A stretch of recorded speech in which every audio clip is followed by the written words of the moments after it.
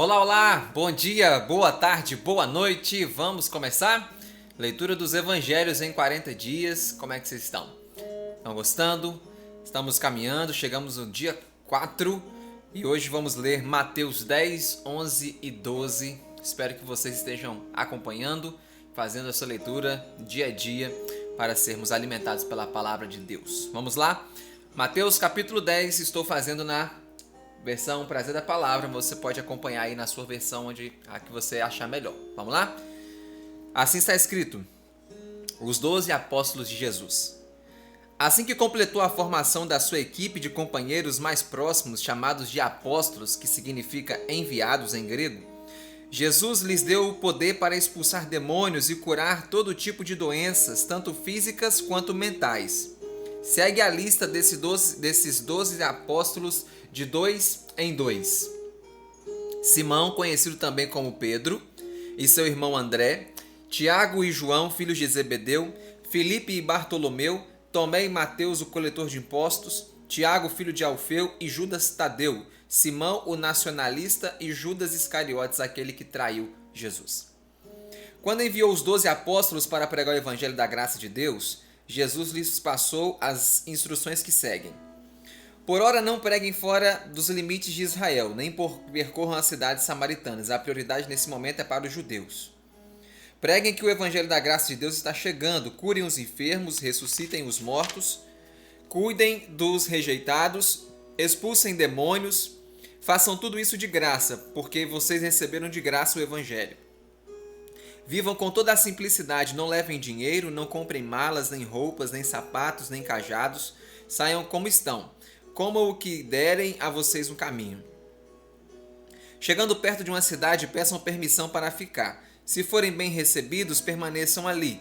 Ao chegarem perto de uma casa, saúdem a todos.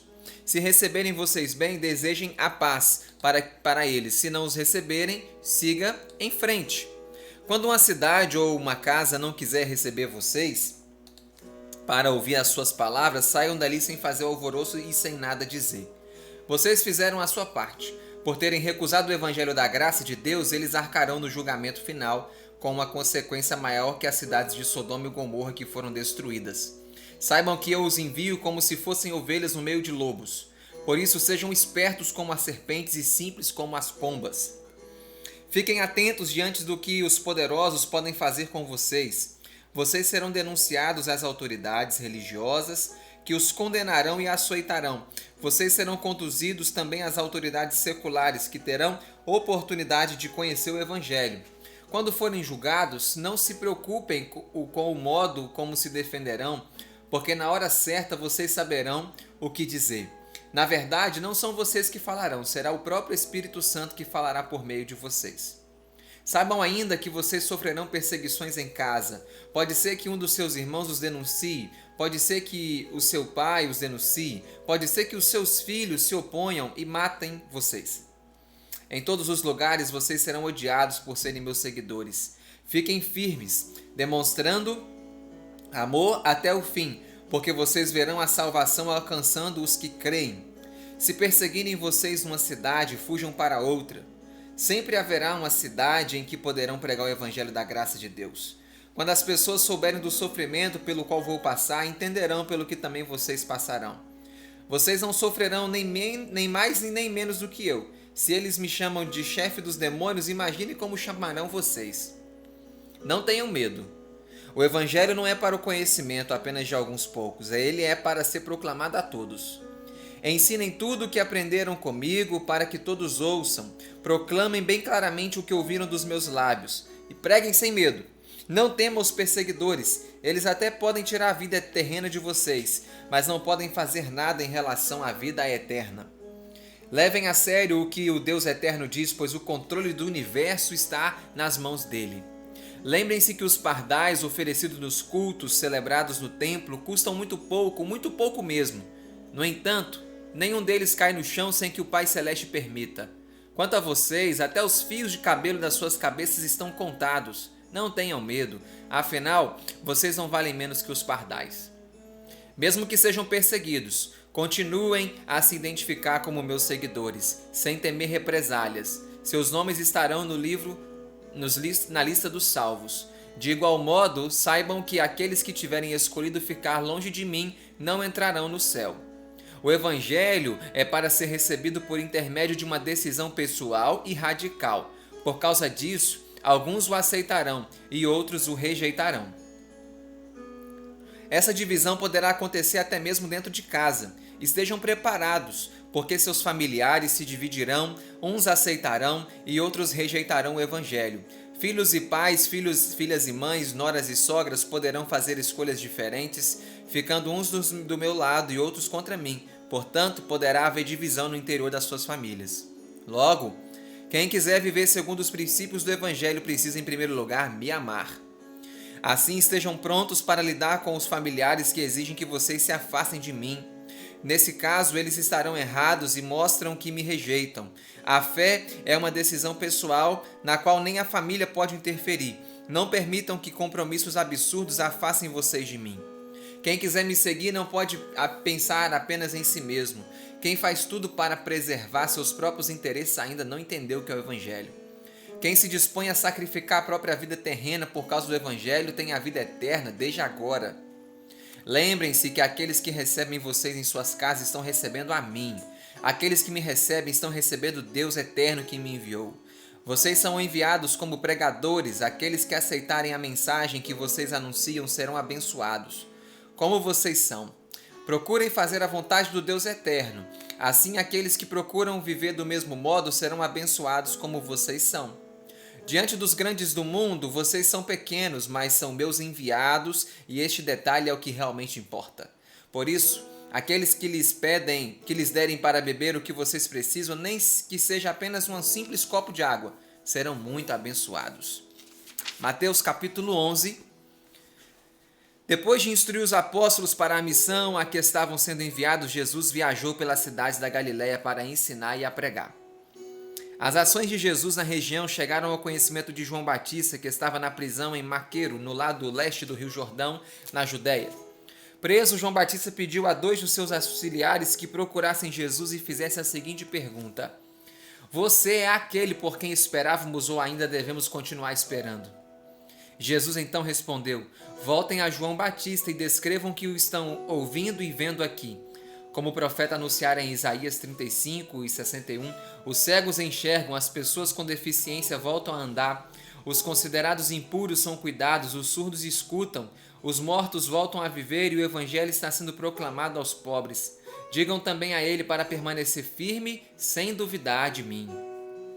Quando os enviados de João Batista se retiraram, Jesus começou a falar bem dele para que todos ouvissem. Quando vocês foram ao deserto, na Judéia, à procura de João Batista, o que esperavam encontrar? Uma pessoa inconstante, guiada pela opinião de pessoas? Nada disso. Pensaram que iam encontrar um pregador bem vestido? Impossível. Homens bem vestidos moram em mansões. Digam, o que buscavam? Um profeta? Se foram procurar um profeta, encontraram. Na verdade, encontraram um profeta muito bem sucedido. Sobre a missão de João Batista como precursor do Cristo, Deus eterno assim se expressou: Eis que envio à sua frente o meu mensageiro, ele vai preparar o caminho pelo qual você passará. Saibam então que entre os seres humanos nenhum foi maior do que João Batista. Jesus complementou: esperem, porque o evangelho da graça de Deus está apenas começando. Desde que João Batista começou a pregar, o evangelho vem sendo alvo da violência cometida pelos poderosos, mas a proclamação continua. João Batista encerrou o velho tempo e anunciou o novo. Em Malaquias 3:1 está escrito que antes do Cristo chegar, alguém como Elias viria para o anunciar. Pois bem, saiba que João Batista foi como Elias. Creiam nisso. Jesus acrescentou: Não sejam como meninos inconstantes que, enquanto seus pais fazem compras no mercado, brincam, provocam uns aos outros. Tocando músicas alegres e vocês não dançaram, cantamos músicas tristes e vocês não choraram. Foi assim que vocês nos receberam. Como as crianças das músicas tristes, João Batista não participava de festas, e vocês disseram que estavam endemoniados. Como as crianças das canções alegres ou festejos, vocês gritam: Pare com isso, comilão! Pare com isso, beberrão! Fora com esse amigo de coletores de impostos e de gente indigna! O fato é que vocês se recusam a se arrepender dos seus pecados. Dito essas coisas, Jesus passou a denunciar as atitudes dos moradores de algumas cidades próximas de Cafarnaum. Ele tinha pregado a mensagem do Evangelho da graça de Deus nessa cidade, sem que houvessem arrependimento. Eu lamento por vocês, habitantes de Corazim e Betsaida. Sem dúvida alguma, se tivessem ocorrido nas cidades estrangeiras de Tiro e Sidom os milagres que vocês presenciaram, os moradores dessas localidades se arrependeriam tão profundamente que todos notariam. Por isso, no dia do julgamento final, haverá mais rigor para vocês do que para eles. Jesus continuou: lamento por vocês, habitantes de Cafarnaum. Não pensem que o céu está garantido para vocês. O que vocês merecem é o inferno. Se em Sodoma, destruída por sua devassidão, tivesse acontecido os milagres que vocês viram, aquela cidade não teria desaparecido. Por isso, no dia do julgamento final, haverá mais rigor para Cafarnaum do que para Sodoma. Foi nessa época que Jesus fez a seguinte oração, pensando nos seus seguidores: eu te agradeço, ó Pai, dono do céu e da terra. Eu te agradeço por mostrares como ages. Tu não te revelaste às pessoas cheias de sabedoria humana, mas às pessoas simples como essas que enviei. Ó Deus eterno, que alegria tu me dás. Em seguida, Jesus, voltando-se para os seus seguidores, destacou: quero que saibam que eu e o Pai eterno agimos em completa sintonia. Ele me conhece de modo perfeito e de modo perfeito eu o conheço. E agora eu lhes dou o privilégio de também conhecerem o Pai eterno. Depois, olhando para todos os que ouviam, Jesus fez um convite: eu sei que vocês estão cansados e sobrecarregados. Venham a mim e eu lhes darei alívio. Venham viver no compasso do Evangelho. Aprendam a viver do jeito que eu ensino. Eu lhes dedicarei meu coração cheio de compaixão e simplicidade. Só no Evangelho há descanso verdadeiro. Eu cuidarei de vocês com ternura. O Evangelho não é pesado, mas leve. Famoso texto: vinde a mim, todos vós que estáis cansados e sobrecarregados. Mateus capítulo 12. Em Israel, a legislação religiosa dos judeus proibia qualquer tipo de trabalho no sábado.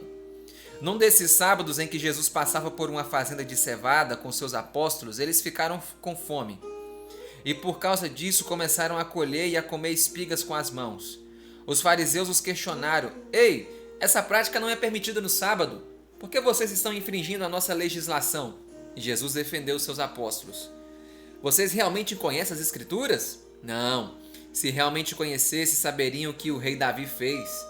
Num dia em que estava com fome, ele entrou na cabana sagrada, pegou, comeu e repartiu com seus companheiros os pães consagrados que só os sacerdotes podiam comer. Não foi assim? E Jesus continuou: vocês já não leram em Números 28:9 que os sacerdotes devem entrar no templo e dirigir os cultos trabalhando no sábado sem que isso seja considerado pecado? Eu digo, então, que eu sou maior que o templo. Meus companheiros não cometeram nenhum erro, mas vocês o julgaram mal, porque não entenderam que o Deus eterno quer compaixão e não apenas ofertas entregues no culto, como lemos em Oséias 6:6. Por fim, Jesus disse: eu sou maior que o sábado. Jesus saiu dali e foi direto para uma sinagoga onde estava sentado um homem cuja mão era atrofiada. Os fariseus também estavam presentes e novamente provocaram Jesus: mestre, diga-nos uma coisa, uma pessoa pode ser curada no sábado? E Jesus respondeu: responda-me primeiro, se vocês tiverem um animalzinho e ele cair num buraco num sábado, o que vocês fazem? Vão abandoná-lo ou vão socorrê-lo? É claro que vão tirá-lo de lá. Uma pessoa não vale menos que um animalzinho. Logo, devemos fazer o bem também no sábado. Em seguida, Jesus se voltou para o homem e disse: estenda sua mão.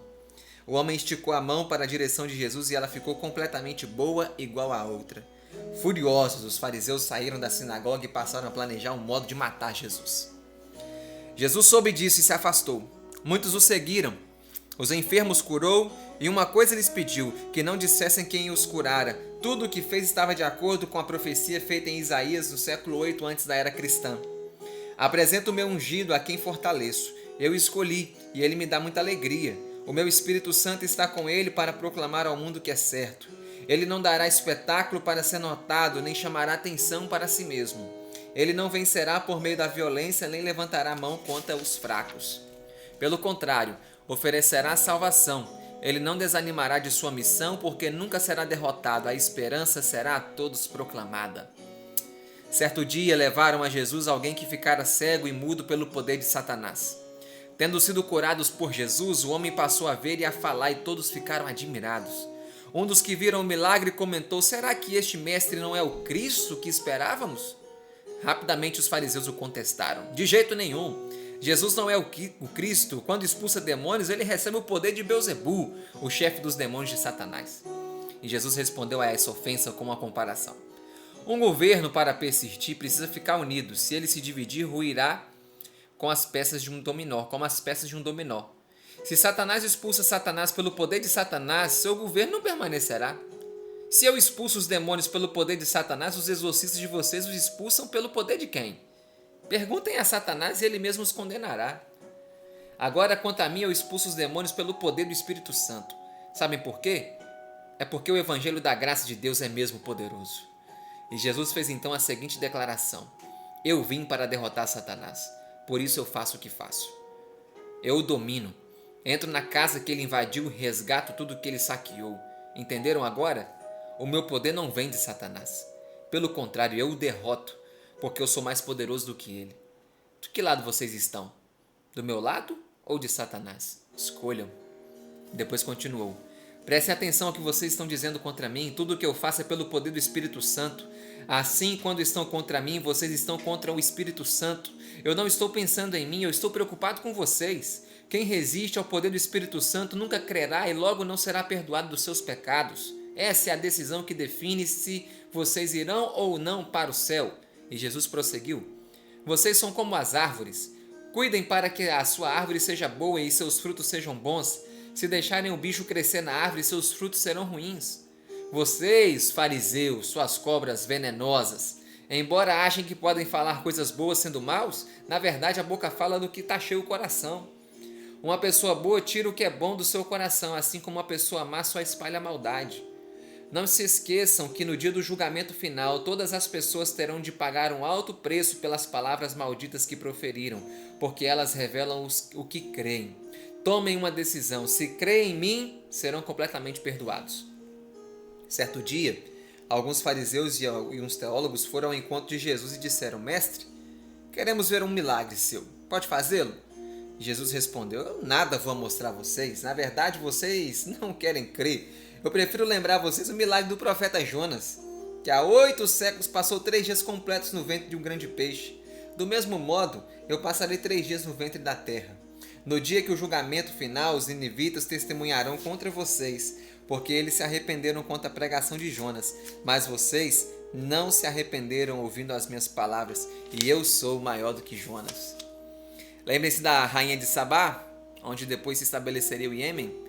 Ela veio de longe para conhecer de perto a sabedoria de Salomão. A rainha ficou encantada com o que viu. E vocês? Saibam que eu sou maior do que Salomão. E Jesus continuou: o problema é que vocês receberam excelentes ensinos desde o passado, os quais sempre seguiram apenas com seus lábios, mas não com seus corações. Eu cheguei anunciando o evangelho da graça de Deus, mas vocês continuam apegados aos ensinos antigos, sem arrependimento e sem fé.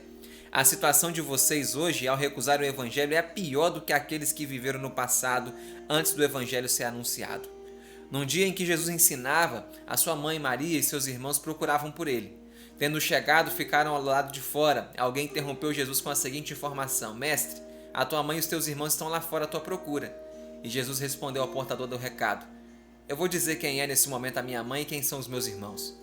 Em seguida apontou para os seus seguidores ali presentes e disse: a minha família espiritual é formada por quem faz o que o meu Pai Celeste pede. Quem age assim é meu irmão, minha irmã e minha mãe. Amém? Fechamos. Dia 4. Amanhã, dia 5, Mateus 13, 14 e 15. É interessante demais dizer como Jesus é maior do que tudo. Ele chegou e disse: eu sou maior que o sábado, eu sou maior do que a lei, eu sou maior que Salomão, eu sou maior que Jonas. Jesus veio: eu sou maior que Satanás, eu sou o Cristo, eu sou o Messias. Vocês precisam fazer o quê? É crer e se arrepender dos seus pecados. Que Deus possa nos abençoar. Tire um tempo para orar, para pensar no que você ouviu, que você leu. E amanhã estaremos juntos mais uma vez, se Deus quiser. Fiquem com Deus, um grande abraço e até a próxima.